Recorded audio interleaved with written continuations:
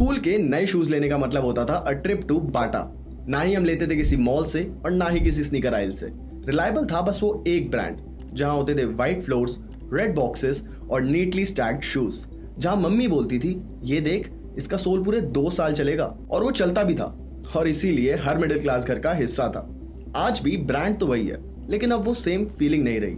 बाटा के स्टोर्स आज भी हर शहर हर मॉल में है, लेकिन अब जब शूज लेने की बारी आती है तो दिमाग किसी और नाम पे चले जाता है।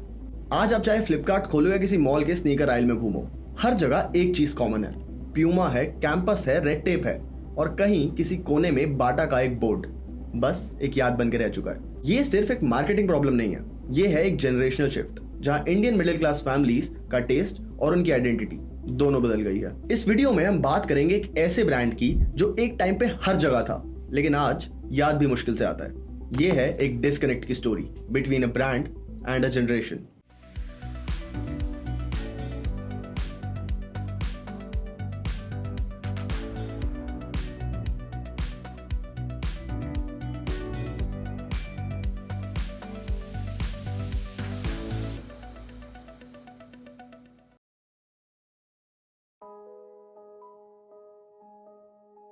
नाइनटीन 1931 में बाटा इंडिया में सेटअप हुआ था, लेकिन ब्रांड का रियल राइज हुआ था पोस्ट इंडिपेंडेंस के टाइम, जब नए देश को नए कपड़ों के साथ साथ नए जूतों की जरूरत थी जो कि रिलायबल हो, अफोर्डेबल हो और हर जगह अवेलेबल हो।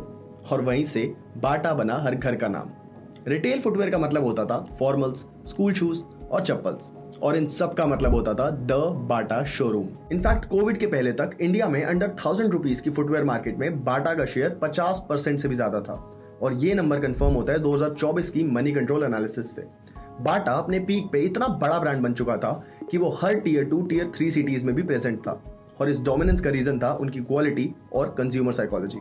90s में मिडिल क्लास इंडिया के लिए शूज कोई फैशन स्टेटमेंट नहीं था, बस एक डेली रिक्वायरमेंट थी, और इस टाइम पे किसी नए ब्रांड के साथ रिस्क लेना एक लग्जरी हुआ करती थी।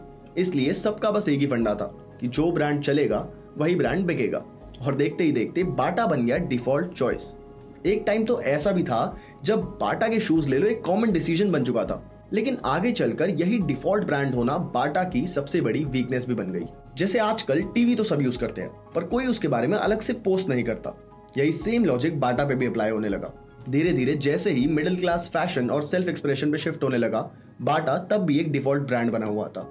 सबकी ड्रॉर्स में तो था, पर किसी की भी इंस्टाग्राम स्टोरीज में नहीं। और फिर क्या, टाइम के साथ साथ कनेक्शन लूज होने लगा और शुरू हुआ एक slow decline, both of their business and their brand as a whole. Bata का स्ट्रेंथ था सबके लिए शूज, सस्ते, टिकाऊ और हर कोने में मिलने वाले। लेकिन नई जनरेशन को चाहिए था डिजाइन और कंफर्ट दोनों। जैसे ही मार्केट में फैशन का क्रेज बढ़ा, इंडिया में ग्लोबल ब्रांड्स की एंट्री हो गई और इंडिया के अंदर भी काफी नए प्लेयर्स घुस गए। पुराने ब्रांड्स ने भी अपने नए ट्रेंडी फुटवेयर्स लॉन्च कर दिए।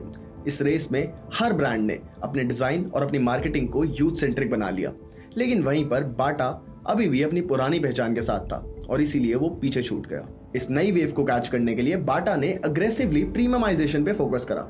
इन्होंने अपने पोर्टफोलियो में डाले hush puppies, North Star, power, 9 west और फ्लोट्स जैसे ब्रांड, जिनका एवरेज प्राइस था 1500 से ऊपर का।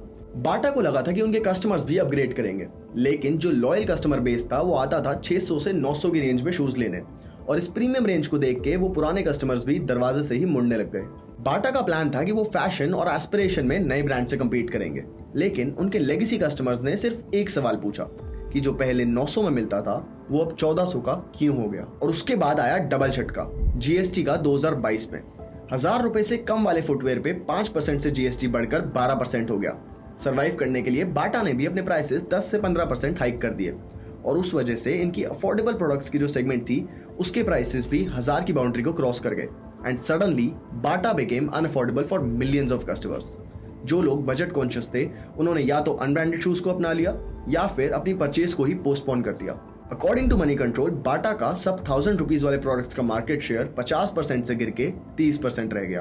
ब्रांड ने अर्बन यूथ को भी अट्रैक्ट करने की कोशिश करी, जिसके लिए उन्होंने एंगेज करा विद कृति सैनन एंड कार्तिक आर्यन, लेकिन प्रोडक्ट लाइनअप अभी भी वही पुरानी फील दे रहा था, जिसको जेनजी ने सिर्फ एक वर्ड में जज कर दिया, बोरिंग।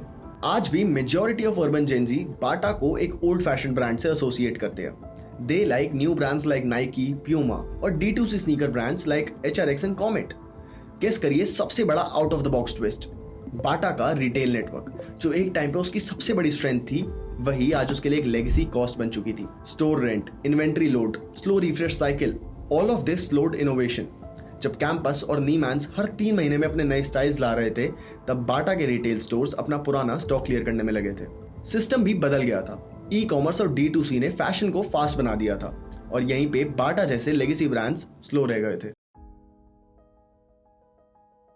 बाटा के इंटरनल डिसीजंस गलत थे, लेकिन असली गेम उससे भी बड़ा था। पहले शूज बेचने का मतलब था मॉल्स में शोरूम खोलना, स्टॉक रखना और कस्टमर्स का वेट करना। लेकिन आज शूज बेचने का मतलब है इंस्टाग्राम पे डिजाइन ड्रॉप करना, वेबसाइट पे 2 क्लिक चेकआउट का ऑप्शन देना और हर महीने नए ट्रेंड के साथ रेडी रहना।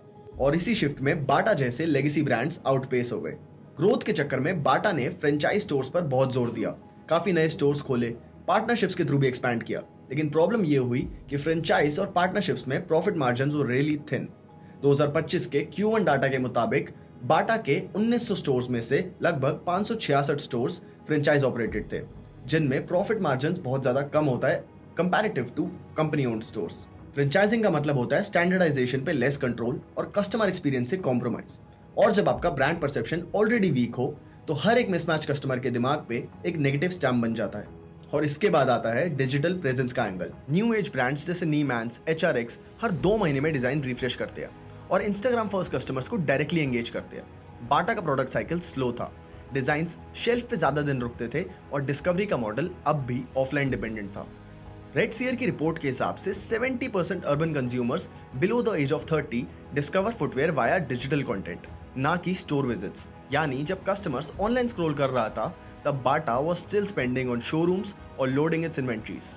अब कंबाइन करो lower margin franchises, high fixed retail cost, slow inventory churn और म्यूटेड डिमांड, बाटा के लिए ये डेथ बाय 1000 कट्स वाली सिचुएशन बन गई थी। आज का बायर प्राइस नहीं पूछता, पहले वो लुक और फील असेस करता है। अगर उस स्टेज पे ही अपील नहीं बनी, तो प्राइस या क्वालिटी मैटर ही नहीं करती। और ये ही out of the box insight है। बाटा एक ब्रांड से ट्रांजिशन होकर एक हैबिट बन गया था, लेकिन नए इंडिया ने अपनी शॉपिंग हैबिट से रिप्लेस कर ली। जब प्रोडक्ट कैटेगरी आइडेंटिटी ड्रिवन हो गई हो, तो हैबिट बेस्ड ब्रांड्स वहां सर्वाइव ही नहीं कर सके। किसी भी ब्रांड के लिए सबसे बड़ा रिस्क होता है कि लोग उसे नोटिस करना ही बंद कर दे, और बाटा के साथ एग्जैक्टली यही हुआ। पहले लोग बाटा के शूज प्राउडली पहनते थे, चाहे वो व्हाइट PT शूज हो या ब्लैक फॉर्मल्स। पर अब सेम शूज पहन के कॉलेज जाना मतलब सबसे सुनना, ब्रो बाटा सीरियसली, ये तो हमारे डैड पहनते हैं। इस टाइम पे जब प्रोडक्ट की यूजेबिलिटी तो सही होती है, बट ब्रांड एसोसिएशन से सोशल ऑकवर्डनेस फील होता है, तो ब्रांड स्लिप का रिस्क बढ़ जाता है। बाटा का इशू ये नहीं था कि प्रोडक्ट बेकार था, इशू ये था कि सोशली उसकी वैल्यू जीरो हो चुकी थी। ये चैलेंजेस बाटा के फाइनेंशियल्स पे भी दिख रहे हैं। Q1 FY26 में उनका revenue is already down by 1.3% since last year, and affordable segment जिसपे बाटा ने अपने एम्पायर बनाया था, उसका शेयर गिर के 30% हो चुका था। आज the bigger question in every consumers head is कि वो एक प्रोडक्ट यूज करके क्या सिग्नल दे रहे हैं। फुटवेयर अब एक पब्लिक डिस्प्ले डिसीजन बन गया है।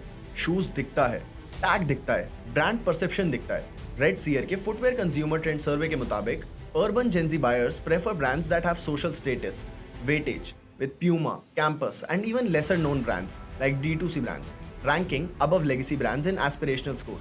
बाटा बन चुका था फुटवेयर का LIC। सबको लगता था रिलायबल है, पर कोई ओपनली डिस्कस नहीं करता। एंड आज के टाइम में जब एक ब्रांड सेफ लगता है बट कूल नहीं, तो वो सिर्फ फॉल बैक ऑप्शन बन के रह जाता है, a default but never the first choice. और ऐसे मोमेंट्स में चाहे आप कितने भी नए कैंपेन्स करो या कार्तिक आर्यन को भी ले आओ, रिजल्ट सेम रहता है। पहले पेरेंट्स के कहने पे शूज दिए जाते थे, लेकिन अब शॉपिंग इंस्टाग्राम देख के होती है। और इस नए एरा में बाटा एक ऐसा गेस्ट बन गया है जो सबको याद तो है, पर किसी की पार्टी में नहीं बुलाया जाता। बाटा के पास लेगेसी तो है, लेकिन अब टाइम है स्ट्रैटेजी बदलने का। सबसे पहले ब्रांड को अपनी असली आइडेंटिटी पे वापस आना होगा, which was affordable stylish footwear, जो 1000 के नीचे होते थे लेकिन दिखने में प्रीमियम लगते थे। दूसरा, हर स्टोर पे एक जैसा एक्सपीरियंस देना पड़ेगा, चाहे फ्रेंचाइज हो या कंपनी ओन्ड, वरना बाटा का फील डाइल्यूट होता रहेगा। और तीसरा, यूथ के लिए नए डिजाइन्स, फास्ट ड्रॉप्स और बोल्ड मार्केटिंग जरूरी है। क्लासिक तो ठीक है, but now Bata needs to be cool too. कंक्लूजन ये है कि ये स्टोरी थी समय के साथ ना बदलने की, जब कस्टमर का टेस्ट चेंज होता गया और ब्रांड वही का वही बना रहा। मिडिल क्लास इंडिया ने खुद को अपग्रेड करना सीख लिया है। वो चाहते हैं कि उनकी परचेज उनकी आइडेंटिटी को रिफ्लेक्ट करे, और जो ब्रांड ये नहीं समझता, चाहे उसकी लेगेसी कितनी भी स्ट्रांग हो, वो सिर्फ स्टोर्स के शेल्फ्स पे दिखेगा, लेकिन कस्टमर्स की कार्ट में नहीं। बाटा के पास आज भी रिटेल फुटप्रिंट है, इंफ्रास्ट्रक्चर है, लेगेसी है, लेकिन फ्यूचर बनाना है तो सिर्फ प्रोडक्ट्स नहीं, परसेप्शन चेंज करना पड़ेगा। और ये सिर्फ बाटा की बात नहीं है। अगर आप खुद एक बिजनेस रन कर रहे हो या एक क्रिएटिव ब्रांड बिल्ड कर रहे हो, तो ये समझना जरूरी है, वैल्यू और विजिबिलिटी अलग चीजें होती है, और दोनों के बीच का गैप अगर टाइम पे फिल नहीं किया तो ब्रांड सिर्फ यादों में रह जाता है। अगर वीडियो हेल्पफुल लगा तो share this with your friends and family. अगर आप personal loans, credit card dues, repayment का इशू फेस कर रहे हैं तो please visit expertpanel.org, an IIT IIM founded company जिसके एक्सपर्ट्स ने 35,000 से ज्यादा लोगों को डेट से निकालने में मदद की है। मैं आपको मिलता हूं किसी नई वीडियो में किसी नई स्टोरी के साथ। तब तक के लिए अपना ध्यान रखिए और फाइनेंशियली अवेयर रहिए। यहां तक वीडियो देखने के लिए थैंक यू, गुड बाय।